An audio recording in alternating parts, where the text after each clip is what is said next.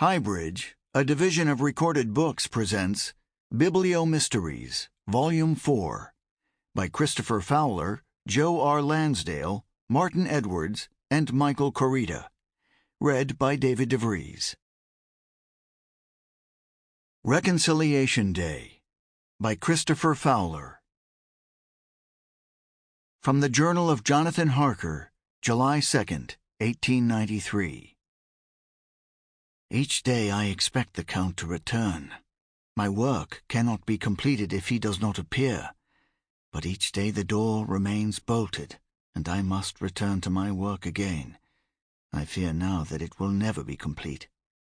How well I remember the day I arrived. Never had I felt such a dread ache of melancholy as I experienced upon entering this terrible, desolate place. The castle is less a schloss than a fortress, and dominates the mountain skyline. It is very old, 13th century by my reckoning, and a veritable masterpiece of unadorned ugliness. Little has been added across the years to make the interior more bearable for human habitation. There is now glass in many of the windows, and mouldering tapestries adorn the walls. But at night, the noise of their flapping reveals the castle's inadequate protection from the elements. The ramparts and walkways appear unchanged from the time of their construction. I wondered if hot oil was once poured from them onto the heads of disgruntled villagers who came to complain about their murderous taxes. There is one entrance only, and this at the top of a steep flight of steps, faced with a pair of enormous studded doors. Water is drawn up from a central well in the courtyard by a complicated wooden contraption. Gargoyles sprout like toadstools in every exposed corner. The battlements turn back the snow-laden gales that forever sweep the Carpathian mountains, creating a chill oasis within so that one may cross the Bailey without being blasted into the sky. But it is the character of the Count himself that provides the castle with its most singular feature, a pervading sense of loss and loneliness that would penetrate the bravest heart and break it if admitted. The wind moans like a dying child, and even the weak sunlight that passes into the great hall is drained of life and hope by the stained glass through which it is filtered. I was advised not to become too well acquainted with my client. Those in London who have dealings with him remark that he is too European for English tastes. They appreciate the nobility of his lineage, his superior manners and cultivation, but they cannot understand his motives, and I fear his lack of sociability will stand him in poor stead in London, where men prefer to discuss fluctuations of stock and the nature of horses above their own feelings. For his part, the Count certainly does not encourage social intercourse. He has not even shaken my hand, and on the few occasions that we have eaten together, he has left me alone at the table before 10 minutes have passed. I have not seen him consume a morsel of food. It is as if he cannot bear the presence of a stranger such as myself. I have been here for a month now. My host departed in the middle of June, complaining that the summer air was too thin and bright for him. He has promised to return by the first week in September, when he will release me from my task, and I am to return home to Mina before the mountain paths become impassable for the winter. This would be an unbearable place to spend even one night were it not for the library. The castle is either cold or hot. Most of it is bitter even at noon.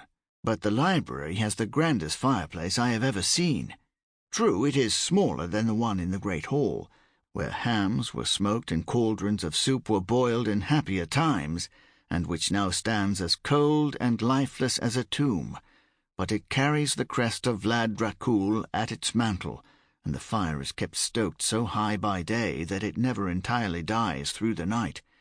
It is here that I feel safest. The Count explained that the library had once been cared for by its own custodian, and that he had died at a greatly advanced age, and then only through an unfortunate accident. He had fallen into a fast-running river and drowned. The heat from the fireplace is bad for the books, and would dry out their pages if continued through the years.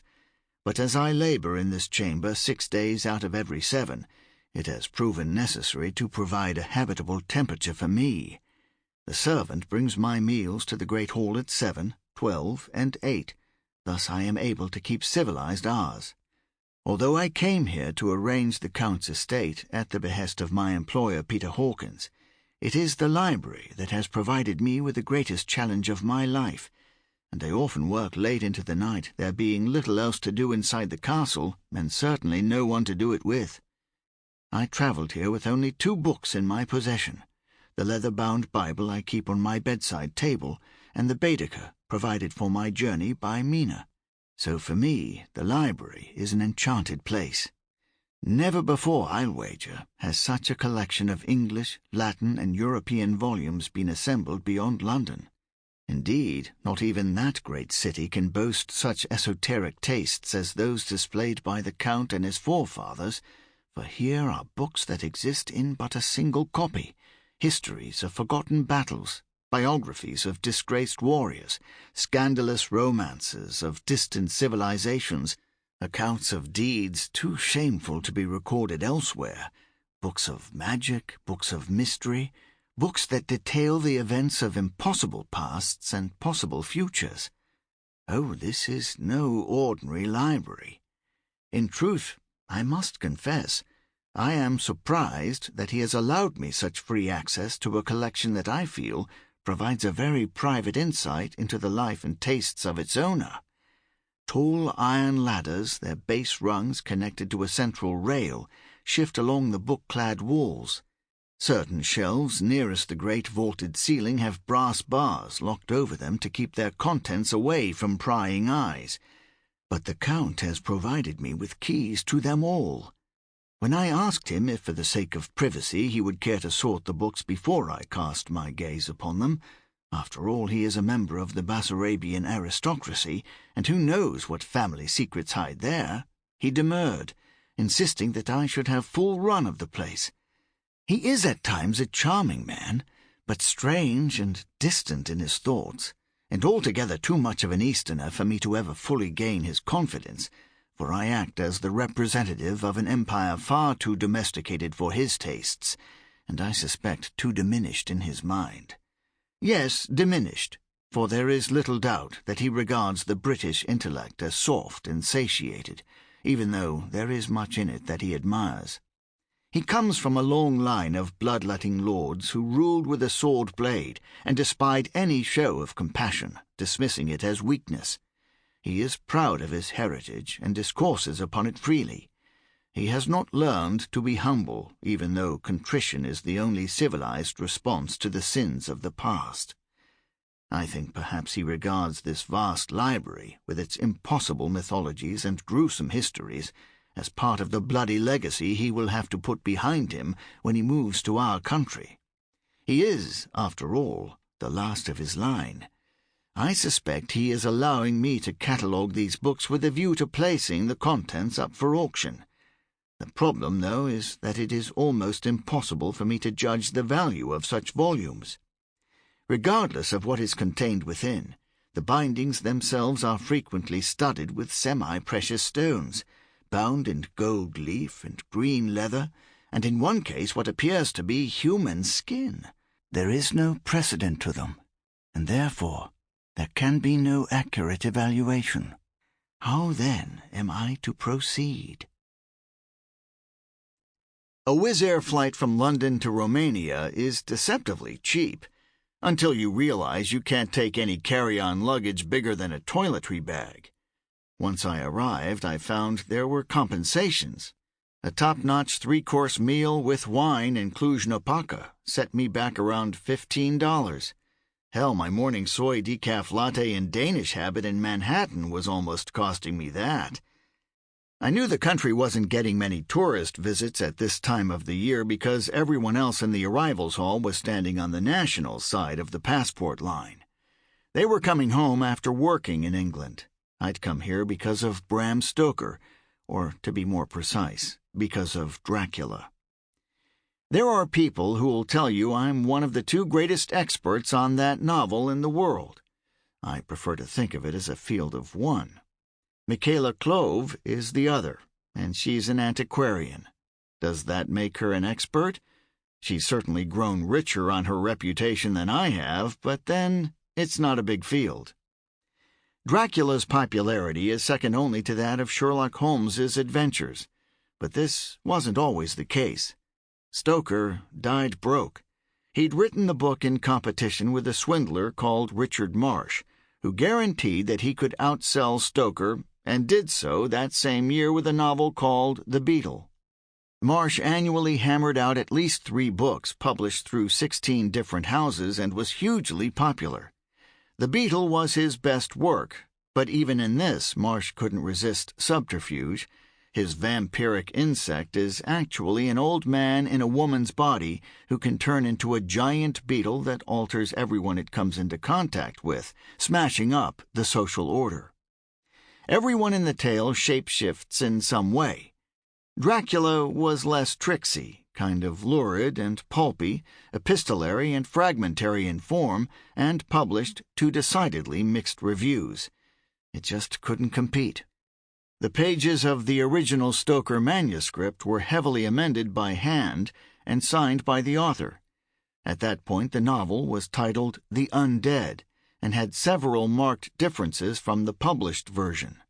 In Stoker's manuscript, after Harker and Morris kill Dracula, the Count's castle is destroyed in a kind of volcanic eruption. That's not so far-fetched. Transylvania is an earthquake region, although Stoker never went there and only saw Castle Bran, the model for the Count's home, in a photograph. The manuscript had a further significant addition, a chapter concerning Jonathan Harker's work in the castle's library, which we never encounter in the printed edition. But something odd happened. The 529-page manuscript, the only copy, vanished for nearly a century. It reappeared as if from nowhere in 1980 and was auctioned at Christie's in New York, but failed to reach its reserve price and was withdrawn. Nobody knows what happened to it after that. The story of the world's rare objects is a history of secrecy and deception. However, there was another artifact as rare, if more apocryphal, and 2 people knew of its whereabouts: an old guy who ran a bookstore in Sigishwara, and Michaela Clove, who was Lithuanian and currently halfway through a 2-year residence in Transylvania, hence my trip there. I wouldn't call Michaela an enemy. I guess we're friendly rivals. But she's attractive and married to a Princeton professor, and she's rich enough to be able to take time off from her lecture circuit in order to work on a study of Transylvanian culture, while I'm single and close to broke and can only get a week's break before having to return to my menial day job in New York. I'm hungrier, and I'm craftier. You've probably already decided who the villain is in this story. The penniless chancer loses out next to the beautiful, high-minded cultural expert. But you know what? Bram Stoker wasn't so high-minded. He was a pulp hack who ended up a pauper, accidentally leaving 100,000 critical essays by academics like Michaela in his wake. I picked up a hire car at Cluj-Napoca Airport and headed off toward Sigishwara to meet with the guy who had promised to show me how I could find this mythical artifact. In return, I was bringing him a gift for his collection, a very rare edition of Kafka's The Castle. It turned out that mine was a forgery, but a very good one. By the time his waning euphoria restored his critical abilities, I'd be on my way. Of course, Michaela knew where the item was as well, but I didn't want to alert her to my interest in it. I was going to casually drop it into the conversation and see her reaction. I figured she might be able to guide me through any access restrictions. Transylvania is in central Romania and is bordered by spear-like mountain ranges. The car I hired was a piece of junk called a Dacia Logan, and took hills like an old man with bad lungs climbing a staircase. I passed through villages that hadn't changed in 1,000 years, accessed through avenues of trees in the tops of which sat bushes of leaching mistletoe like cranes' nests. It's tempting to use the vampiric analogy here. It looked like everyone was getting something from someone else. Tucked away from the beauty spots were the smoke-belching factories owned by rich corporations getting a great deal on slave labor, a few of them from my own homeland. As the Dacia struggled on, I was overtaken by guys in black felt hats driving teams of cart horses, hauling logs. It looked as if the whole country ran on burning wood. The other thing I remember most about that journey was the graveyards. Every town had one built right beside its houses, as if to remind folk that they would always be surrounded by the dead. From the Journal of Jonathan Harker, July 15, 1893. Regarding the library, I have devised a system that allows me to create a table of approximate values, and for now that must suffice. First, I examine the binding of the book, noting the use of valuable ornamentation and pigments. Then I make note of the author and the subject, gauging their popularity and historical stature. How many copies have been printed, if indicated, and where? How many editions? The age of the work, its scarcity and length, and finally content, whether scandalous and likely to cause offence, whether of general interest, usefulness, and the like. To this end, I find myself making odd decisions, putting a history of Romanian road mapping before the life and times of Vlad the Terrible, because the former may be of more utility in charting this neglected territory. Thus the banal triumphs over the lurid, the ordinary over the outrageous, the obvious over the obscure. A fanciful mind might imagine that I was somehow robbing the library of its power by reclassifying these tomes in such a prosaic manner that by quantifying them I am reducing the spell they cast. Fancies grow within these great walls. The castle is conducive to them. Finally, I've started upon the high-barred shelves, and what I find there surprises, delights, and occasionally revolts me. Little histories, human fables set in centuries gone by or years yet to come, that reveal how little our basest nature changes with the passing decades. These books interest me the most. I had not intended to begin reading any of the volumes, you understand, for the simple reason that it would slow my rate of progress to a crawl, and there are still so many shelves to document. Many books require handling with the utmost care, for their condition is so delicate that their gossamer pages crumble in the heat of a hand. However, I now permit myself to read in the evenings, in order that I might put from my mind the worsening weather, my poor pining Mina, and the thought that I could become a prisoner here. The light in the library is good, there being a proliferation of candles lit for me, and the great brocaded armchair I had brought down from the bedroom is pulled as close to the fire as I dare, deep and comfortable. I am left a nightly brandy set down before me in a crystal bowl.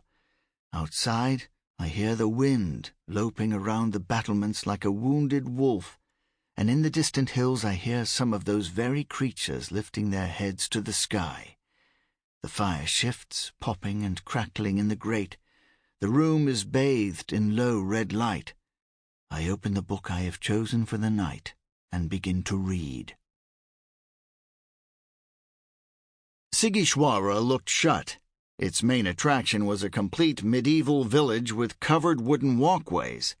Around that was a town with one hipster coffee bar called the Arts Cafe, lots of bookshops, no English language volumes here, a couple of Russian Orthodox churches, some post-war communist buildings finished in cheap, crumbling concrete, and some stunning fin de siècle neo-Baroque houses painted in odd colors, rust red, custard yellow, lime green.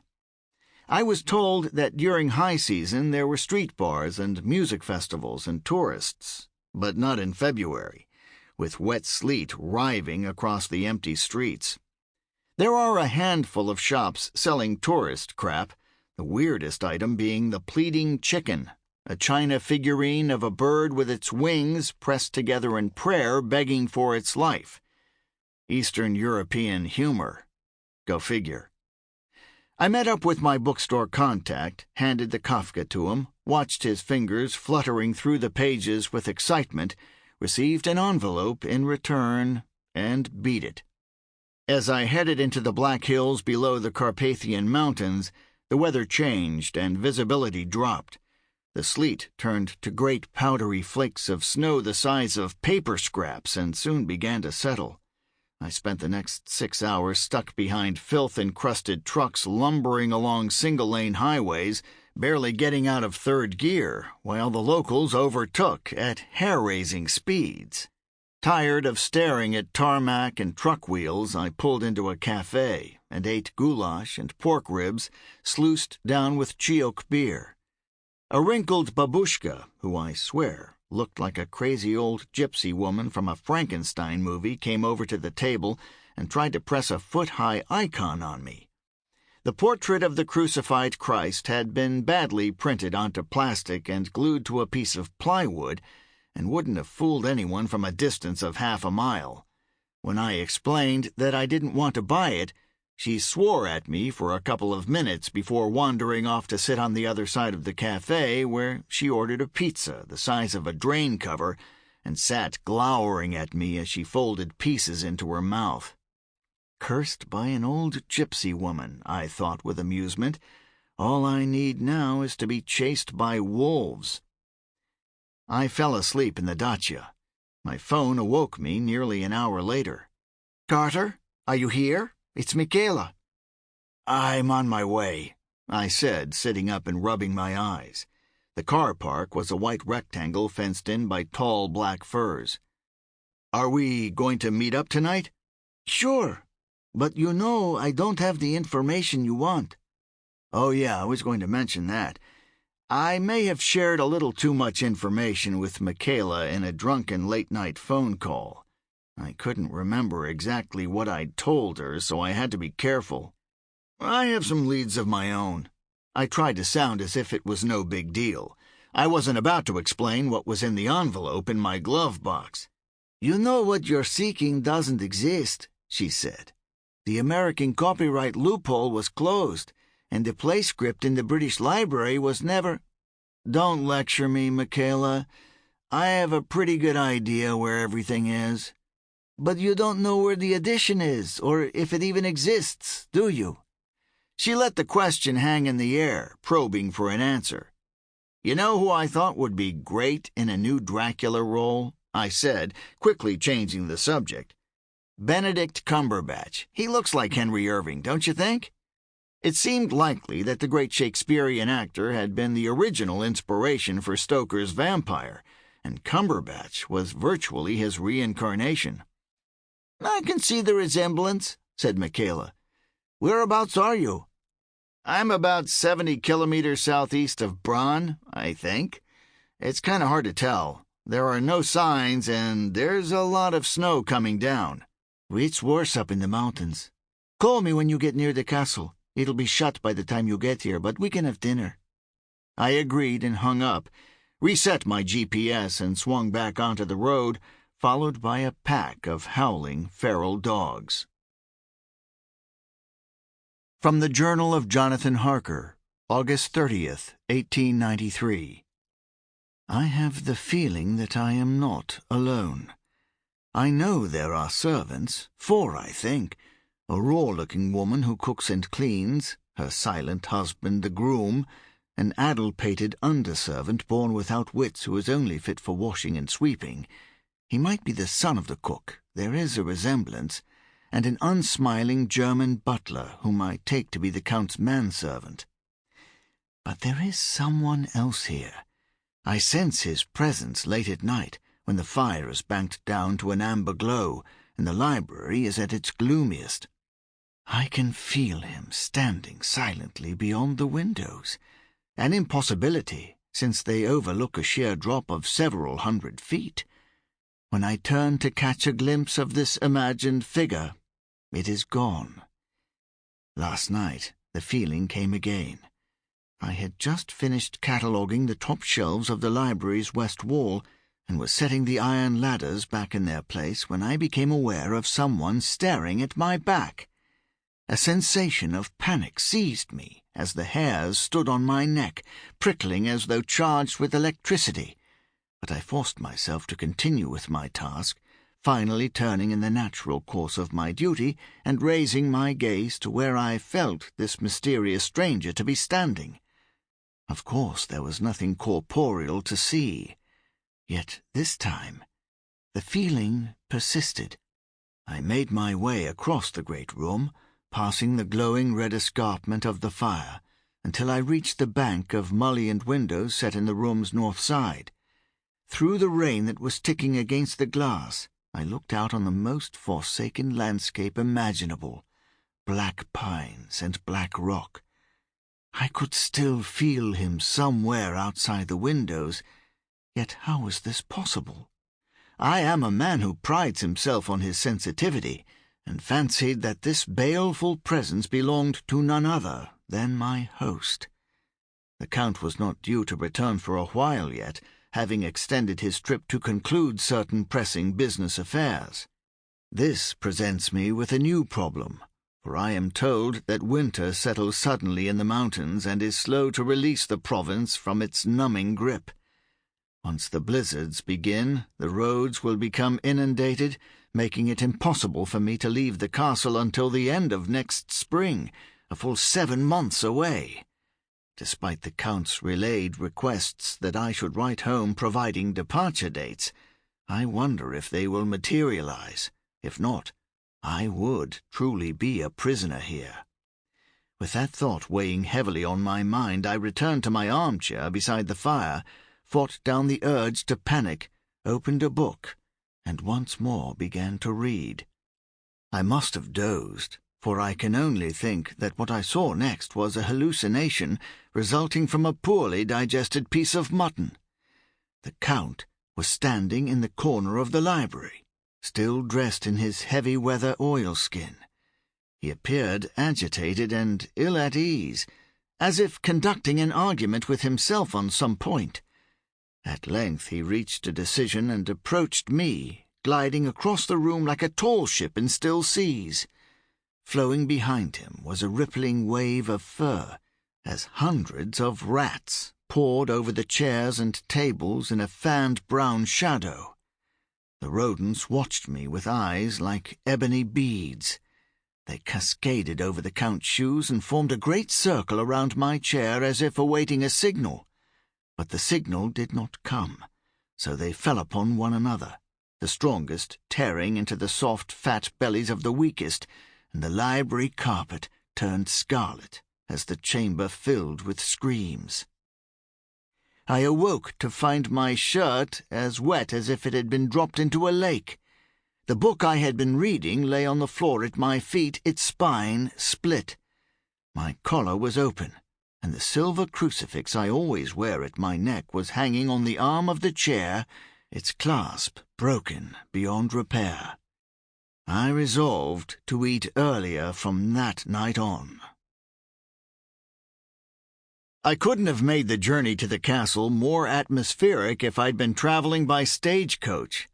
Driving through the Carpathian Mountains in a snowstorm was a cool, if exhausting, experience. With the black firs rising all around me, I passed through endless tiny villages, usually trapped behind black-hatted woodcutters on cart horses. The arrival at the castle itself was kind of a letdown, as the area proved more suburban than anything in the surrounding region of Brasov. At my first sight of the building, I was like, "Is that it?" It was certainly a lot smaller than I'd imagined, and those photographs showing its pointed circular turrets against a background of steep cliffs must have been taken from a very narrow perspective, because it was surrounded by ugly modern houses and what appeared to be a fun fair with a boating lake. Yet when I drew closer, I began to appreciate its melancholy grandeur. It was stark and unadorned and imperious. Michaela was staying in a 3-star lodge called the Hotel Extravagance, so I checked in there too. It had a yellow plastic fascia and a life-sized model of a fat chef in an apron holding up a pig's head. We're academics, not movie stars, This was the kind of place we usually got to stay in. The receptionist was a smiling, pretty girl of about Sample complete. Ready to continue?